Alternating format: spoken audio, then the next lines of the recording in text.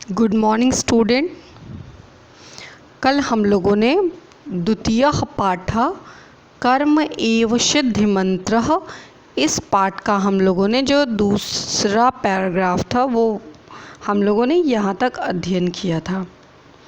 यहाँ से कल हम लोगों ने यहाँ तक अध्ययन किया था। तो आज हम लोग यहाँ से लेके लास्ट जो पैराग्राफ है उस पैराग्राफ को हम लोग अध्ययन करेंगे।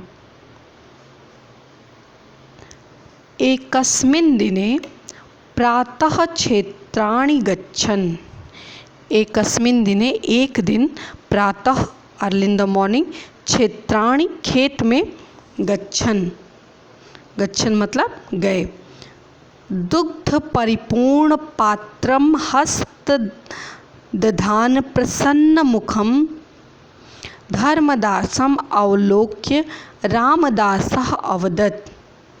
एक बार क्या हुआ कि हाथ में दूध से परिपूर्ण पात्र, दूध से भरा हुआ पात्र हाथ में लिए हुए और प्रसन्न मुख, क्या है कि एक बार सुबह में खेत में गए हुए दूध से भरे हुए पात्र को हाथ में लिए हुए प्रसन्न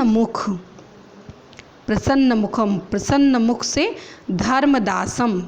धर्मदास को अवलोक्य देखकर रामदासः अवदत्, रामदास बोला, रामदास ने कहा, किम त्वं कुशलम असि, किम क्या, तुम कुशलम माने ठीक, असि माने हो, क्या तुम कुशल हो यानी ठीक हो, किम त्वं अनुष्ठानम वर्धते, किम क्या, तो तुम्हारा अनुष्ठान जो तुम परिश्रम कर रहे हो, जो तुमने सिद्धि मंत्र का जाप शुरू किया है, क्या उसमें बढ़ोतरी हो रही है, अच्छे से हो रहा है, वो जिस व्रत का पालन तुम कर रहे हो क्या वो व्रत अच्छे से नियम पूर्वक चल रहा है। किम क्या तम उस महात्मान मतलब उस महात्मा, वह जो महात्मा है, मंत्रार्थम मंत्र के लिए, उपगच्छाओ क्या हम उस महात्मा के पास मंत्र के लिए चलें, क्या तुम्हारा अनुष्ठान सही ढंग से चल रहा है और क्या वो उस महात्मा के पास मंत्र के लिए हम चलें।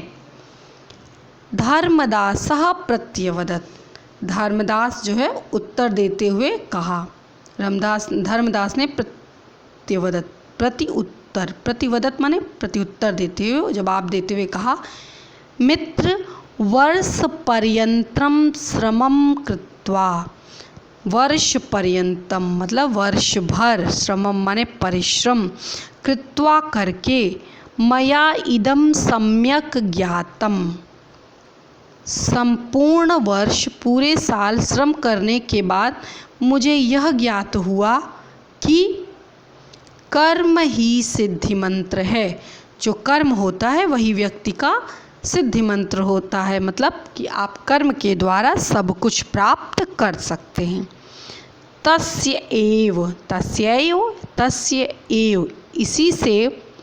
उसी से अनुष्ठानेन मानवः, उसी के अनुष्ठान से मानवः मनुष्य सर्वम अभीष्ट फलम लभते, सभी जो अभिष्ट का अर्थ होता है इच्छित, जो आप इच्छा रखते हो कि आपको जो फल चाहिए, इच्छित फलम लभते, जो भी फल आप चाहते हो, तस्यैव अनुष्ठानेन मानवः, उस अनुष्ठान से मनुष्य प्राप्त कर सकता है।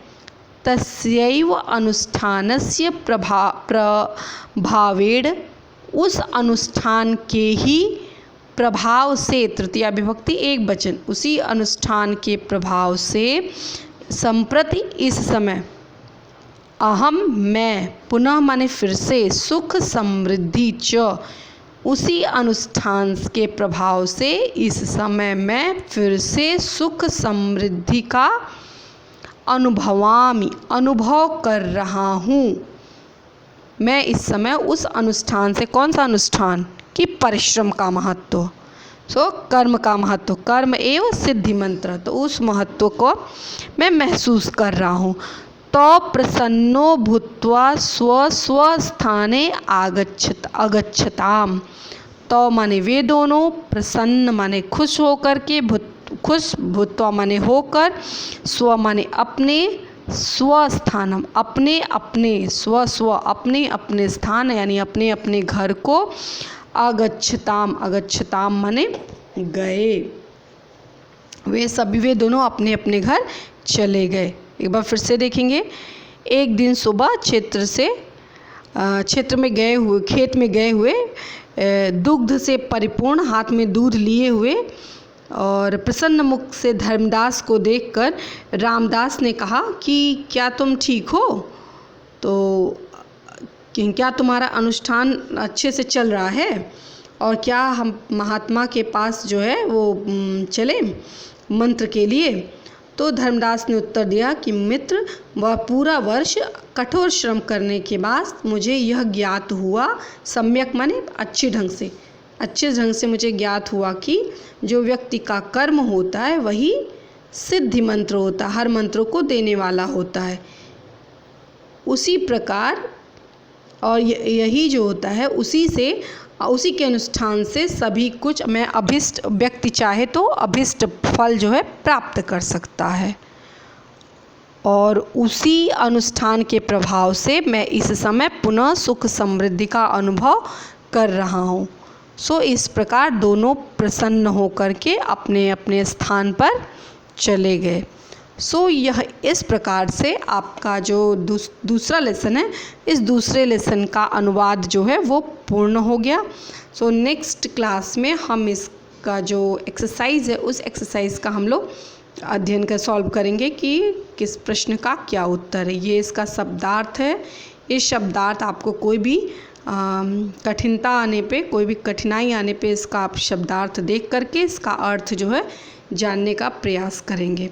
सो होमवर्क के रूप में आप लोग इसका पूरे पाठ का अनुवाद अपने शब्दों में तैयार करेंगे, क्योंकि 8 मार्क्स का जो है वो अनुवाद आपके एग्ज़ाम में आता है। सो आप लोग इसका अनुवाद अपने शब्दों में लिखने का प्रयास करेंगे और इसके साथ साथ शब्दार्थ कॉपी में लिखकर याद करेंगे। धन्यवाद।